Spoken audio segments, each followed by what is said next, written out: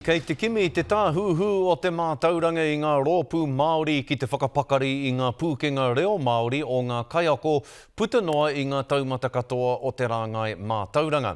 Nei rā ngā whakamārama a Hania Douglas.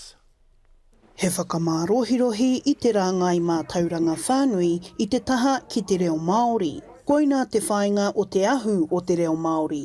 Takea mai te kaupapa nei i te wiki i te hinengaro o te minita.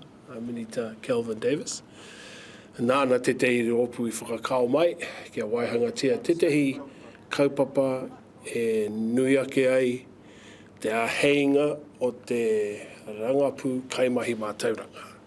I te paunga mai o te wā whakamātau i te kaupapa ki ngā rohe e whā i enei tau e rua ka hori, kua tahuri te manatu mātauranga ki te kimi kaiako hou e horapa i te ahu o te reo Māori ki te motu whānui. Ka ara mata i te tino moe o kōwai ka ngākau reka mai ki te kaupapa nei, ka tukuna atu ki te motu, ka ono wiki, te loa e huri haere ana te kaupapa nei, ki wahora ka taitai mai ngā tono. E whitu ngā taumata o te kaupapa, hei whakakaha i te rāngai i roto i ngā huatanga katoa o te ao Māori. Kaua ko te reo anake. Eke atu i te tahi mano ngā kaiako, te nuinga he Pākehā, engari ka tau ki runga i te waka nei, ka piki ki runga i te waka nei. Ko ngā kōrero nui puta i a rātou i te mutunga, ko te māia ki te kōrero Māori i roto i te akomanga, ko te mōhio me pēwhera, te waihanga mahere whakarauora i te reo, i roto i te akomanga, i roto i te kura, koenei e te o ngā hua i puta.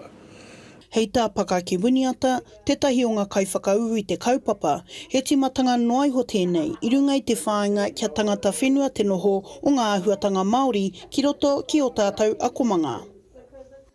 Ki te rangona te reo Māori, ki te kōrero tia te reo Māori, i roto i ngā akomanga katoa o te motu nei, o Aotearoa nei, Aotearoa whānui nei, he māma ake pēr ki te peke i reira, ki te whakaaro ara, ko te reo Māori me noho hei reo ako, me ako te katoa o ātātou tamariki. Koenei pēr te tīmatanga o tērā moemoea. E ahu whakamua i te reo i te rāngai mātauranga. Hania Douglas, Te Karere.